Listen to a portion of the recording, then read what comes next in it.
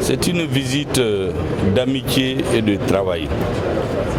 Depuis l'historique visite du président du Burkina Faso, son Excellence Ibrahim Traoré, rendu à son homologue malien, le président de la transition chef de l'État du Mali, le colonel Assimi Goïta, et surtout depuis l'historique visite que notre collègue Apollinaire nous a rendu à Bamako.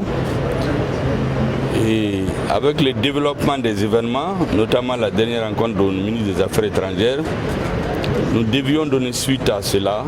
Et je crois que les suites vont s'intensifier, se multiplier dans les jours à venir pour tirer dans le sens du souhait des peuples. Parce qu'en réalité, les peuples sont en avance sur nous.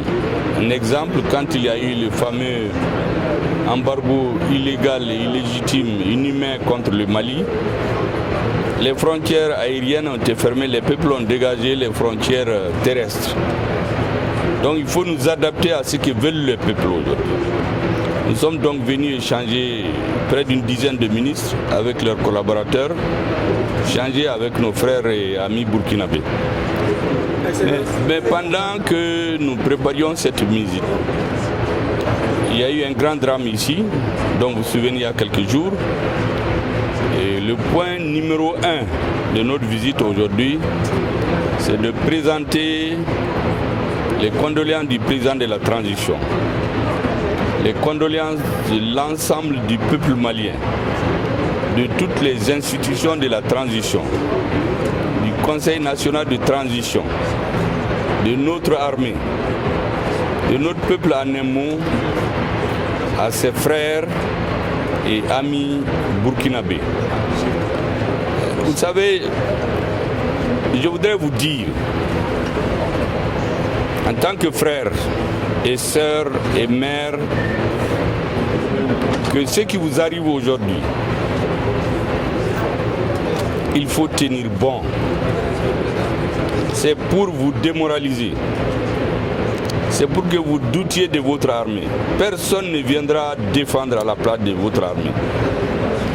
Et donc, c'est une période difficile parce que vous avez fait aujourd'hui des choix qui ne sont pas du goût de tout le monde. Donc on vous met la pression, on vous sème le doute.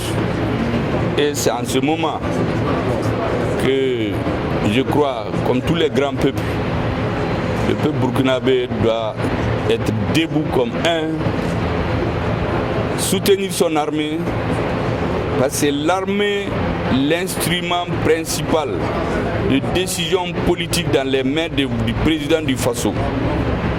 Cette étape, nous l'avons traversée. À un moment au Mali, tous les jours, c'était des villages qui étaient rasés. 40 personnes, 50, 140, des camps étaient attaqués. Nous savions très bien pourquoi cela se faisait. Les Maliens ont tenu bon.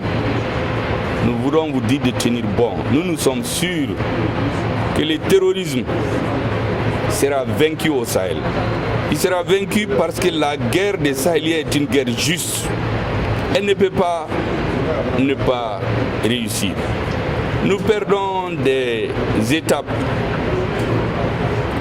des opérations, mais nous allons gagner la guerre.